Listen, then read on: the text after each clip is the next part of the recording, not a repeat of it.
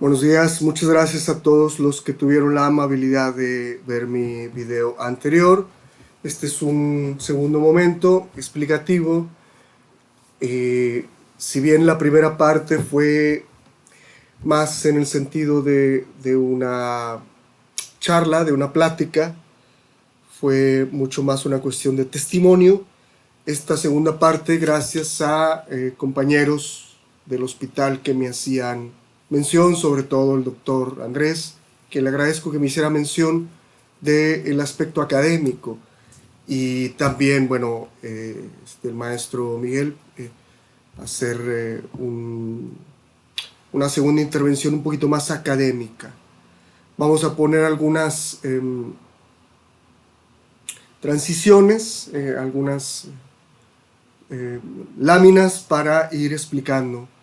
Esto ocurrió más o menos lo que me tocó hacer, más o menos, estamos hablando de septiembre del 2020 a enero, febrero, tal vez mediados de febrero del 2021, y ahora hubo una modificación y a partir de hace unos días, otra vez, esto que les voy a platicar, esto es lo que me tocó ahí trabajar. Entonces era una llamada de ingreso de 30 minutos a una hora, en donde intentaba primero informar, dar una información lo más completa posible para intentar suturar el vacío del internamiento aislado que deja la sensación de corte deshumanizante y de no poder controlar en absoluto. Por ahí hay una interacción que me hacían en relación a si era lo mismo esta sensación con el COVID o con cualquier otra enfermedad, y bueno, voy a platicarles que en este momento hay personas internadas con otro diagnóstico, pero aún en aislamiento, ¿no? Por evidentes motivos de pandemia, entran con, por ejemplo, la vesícula eh, reventada, con peritonitis, con eh, enfisema, con, puedo decir, con cáncer. Puedo decir que, a ver qué otro recuerdo, eh, con tuberculosis, y entonces entran en aislamiento. Pero todas estas enfermedades muy tristes, muy críticas, terribles, todas estas enfermedades de algún modo tenemos una cierta ciencia en el sentido de un saber del progreso, de más o menos, es decir, aunque sean muy tristes, es decir, aunque el médico sepa que el pronóstico es muy malo, bueno, más o menos se tiene esto, un pronóstico. En cambio, en el COVID la diferencia es que no hay certeza. Y nosotros lo decimos en tono de broma, digamos que es traicionero. Hoy estás muy bien, mañana se pone muy grave y fallece. Y muy pocas veces, pero ha ocurrido, de muy grave pasa a incluso salir del hospital, ¿no? Entonces él ve identificar casos de pacientes con ansiedad por internamiento y hacer nota de interconsulta de apoyo psicológico. Nota interconsulta apoyo psicológico, eh, es decir, identificar por medio de la entrevista con los familiares cuáles eran estos pacientes que entraban con angustia, con estrés. Casi todos entran. Me tocó en lo personal, en alguna ocasión, eh, y hablar con una persona, con un familiar, vaya, ir y tratar de tranquilizarlo, y es tremendo. O sea, se quitan la mascarilla, eh, es tremendo. O sea, ve el hecho de saber, porque pues ven al que está a un lado, en pañal, por ejemplo. Es terrible. También tantas noticias en los noticieros de fallecimientos, pues es terrible. entran en su gran mayoría con mucho estrés, con mucha angustia, con mucha ansiedad.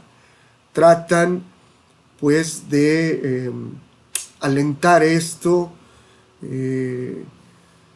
También hay una cuestión de la falta de oxígeno, yo digo, ¿no? También cerebral, que acelera esto, ¿no? Entonces, pero trataba de identificar, sobre todo en el relato de los familiares, a estos pacientes que sí la angustia, la ansiedad sobrepasaba totalmente. Entonces hacía la nota de interconsulta, que fue un montón de notas, una enorme, gigantesca cantidad de pacientes que solicité que un psicólogo fuera, psiquiatra fuera, se acercara y lo escuchara unos momentos. Repito, a mí me tocó entrar, tranquilizar a un paciente. eh, es un tiempo muy, muy amplio que el doctor no tiene, que los enfermeros, las enfermeras no tienen. O sea, es sentarte, es despacito, ir explicando, ir diciendo cómo va a ser el internamiento y diciendo cómo vamos a estar bien, hombre. Es ir calmando, pareciera un poquito simple, como una charla de amigos, pero bueno, uno no puede, tiene una técnica, no logra eh, eh, que la angustia lo invada, no logra que el estrés termine uno también estresado, tiene uno un conocimiento, una técnica, una experiencia, y es ir poco a poco hasta que diga que sí. A la dirección de esas palabras tienen un establecimiento, o sea, es para decir que se quede, ¿no? Para que él diga, sí, ok, vamos a darle, ¿no? Entonces envié muchísimos pacientes. El número C, identificar en familiares brotes de COVID en el hogar donde estuvo el paciente y hacer una intervención de prevención y sensibilización para hospitalización. Esto me tocó muchas veces porque es algo bastante lógico, ¿no? Una persona que fue cuidada por otro familiar hasta el punto en el que ya no puede por sí misma respirar y demás, y es internada o internado, evidentemente quien lo cuidó está también en un pues altísimo grado de riesgo.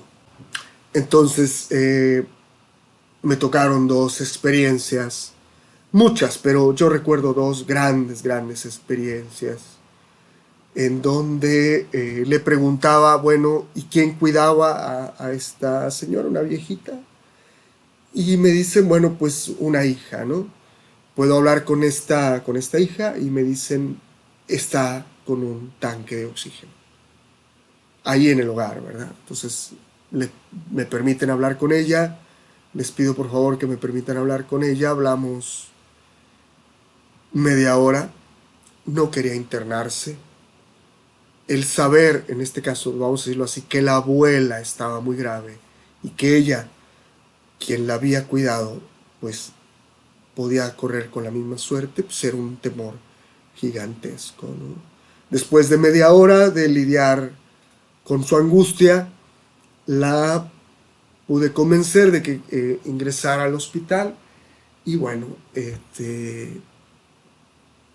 el derrotero fue positivo para ella. Ella está aún con vida, fue, digamos, intervenida de la manera más rápida y el otro caso fue fue de una doctora que ingresa su papá, perdón, y doctora con oxígeno en casa, hablando muy pausado. Me parece que con ella fueron 3 llamadas de media hora en donde yo le insistía en que se internara hasta que Es decir, ella con todas las mediciones en la mano, diciéndome, no, estoy bien, estoy bien, estoy bien. Pero el simple hecho de escucharla como pausaba el habla, la respiración, bueno, por fin decide venir y la neumonía pues ya estaba muy avanzada. Eh, eh, por suerte, repito, ella logra con apenas unos días de internamiento salir también avante.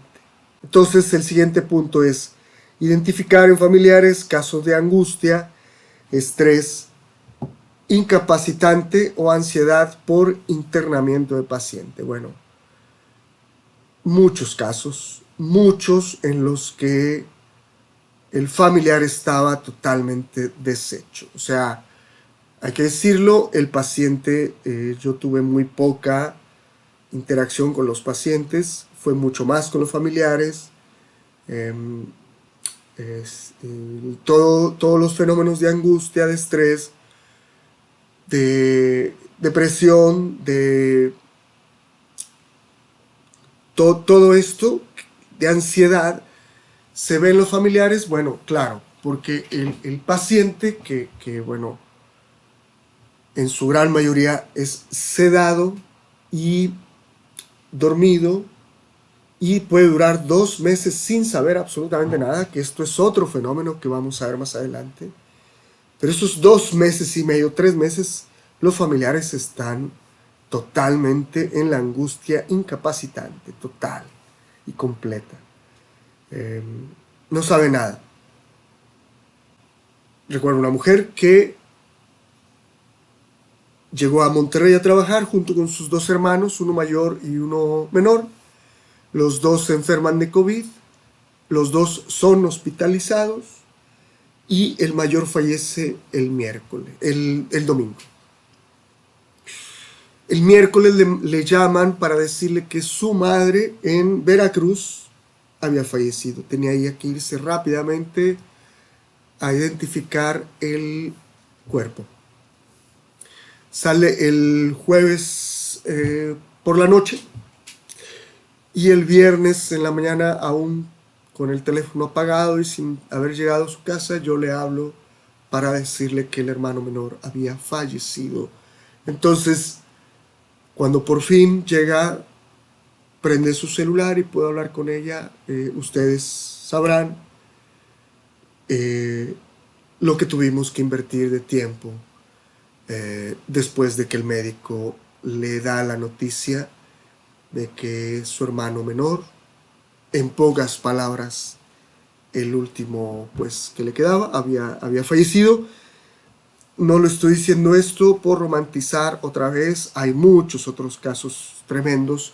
Estoy planteando un caso para que ustedes tengan nota de cuánto tiempo se invertía, bueno, una enorme cantidad de tiempo y una gran, es decir, un tiempo aparte sensible y aparte entendiendo todo esto, ¿no? Toda la familia había fallecido. Bueno, pasamos a la siguiente lámina. Recuerden que era una llamada de 2 minutos. En esta llamada de 2 minutos, bueno, número 1, acompañar a los familiares en el internamiento y evolución del paciente en una enfermedad que no tiene certezas. Esto ya lo había dicho.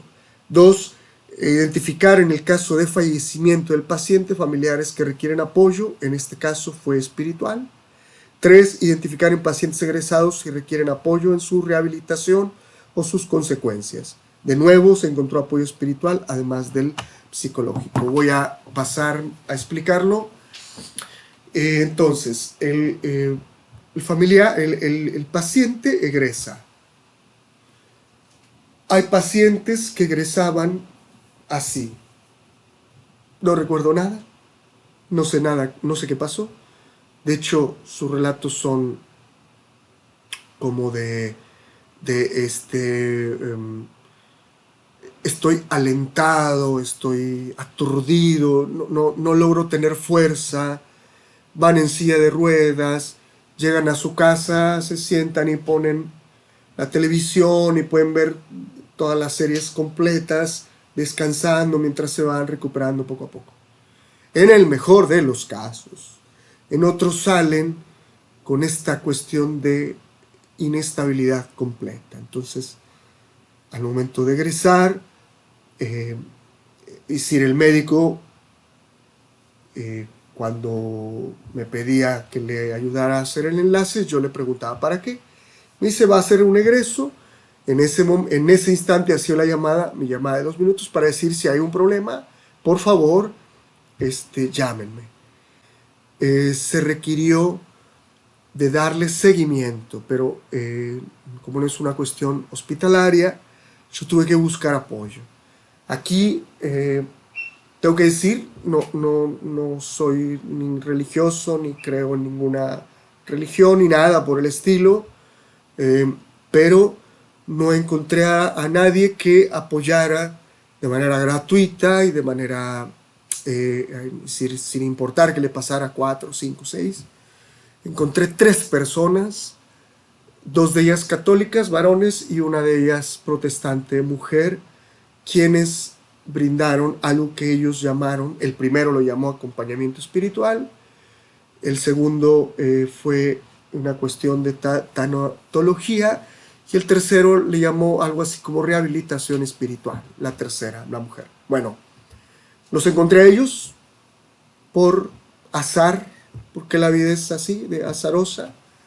Entonces, también una buena cantidad de personas que dijeron sí, a mí sí, ayúdenme, pasaba el contacto y listo. El siguiente caso era muy complejo y aquí es en donde tuve más apoyo. También tuve que entrar yo a hacer algunas llamadas y era cuando los pacientes tenían, digamos, meses hospitalizados, 1, 2, 3 meses, y salían y resulta que en esos 3 meses había fallecido 2 o 3 familiares más.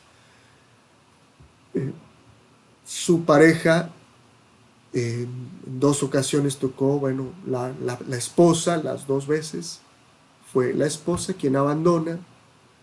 En otra ocasión me tocó de una familia que tocó totalmente peleada. Entonces llega y se enfrenta a una realidad totalmente distinta. Para quienes esto vean lo que es las películas, ¿no? Como a veces o las series estas, ¿no? Donde estás dormido, te despiertas y el mundo es otro. Bueno, ahí está, la ciencia ficción nos dice mucho, pero la realidad es todavía peor. Se despertaban y el mundo era otro. Esto suena para nosotros inverosímil, increíble, pero es una realidad. El paciente despertaba después de 3 meses, 4 meses, 2 meses, y llegaba a una familia, a una casa o a una realidad totalmente resquebrajada, distinta, alterada. Pareciera que estoy exagerando, pero habría que estar en los pies del otro, ¿no? A un señor se le había muerto su mascota, su perro, y fue algo tremendo. Los familiares me decían, ¿le decimos o no le decimos? ¿Por qué? Porque está unido total y completamente a ese perro. Es su vida. Pues no le pueden decir, esperen a que junto a un experto o junto a un voluntario que tiene experiencia, porque me topé con 3 personas, pero las 3 tenían experiencia, uno tenía maestría, el otro lo había hecho muchos años, y la mujer no tenía maestría, pero tenía muchos años dando apoyo espiritual, aparte de mí. Entonces, otro caso, todos los familiares piden hablar conmigo, bajo a la sala de espera y me plantean que falleció la mamá de este paciente, también de COVID, y que él era el único que la cuidaba, y entonces iba a despertar después de 3 meses. Y le puedo seguir platicando, pero no quisiera otra vez llegar a romantizar, porque evidentemente no estoy platicando cosas Es decir, alguien verá este video y dirá, no, yo viví peor. Está bien. No quiero entrar en ese tema, ni tampoco a sentirnos superiores porque otro ha sufrido.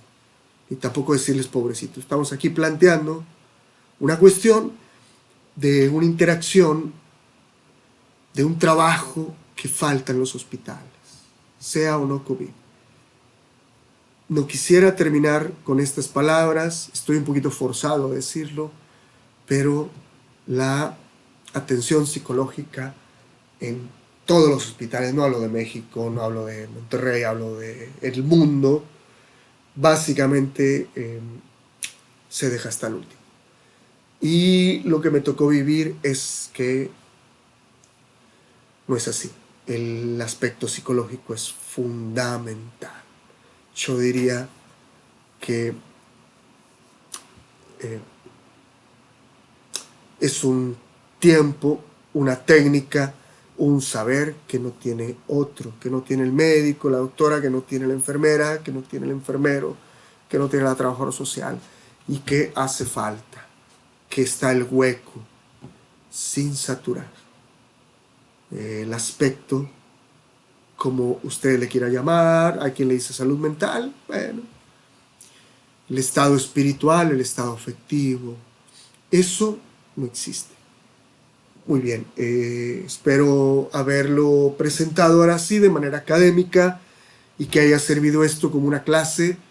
Agradezco en todo lo que vale lo que me han comentado. He tratado de comentar también las preguntas que hicieron de manera implícita, no una por una, sino implicarlas en esto que dije. Muchas gracias y muchas gracias al maestro Miguel. Hasta la próxima invitación.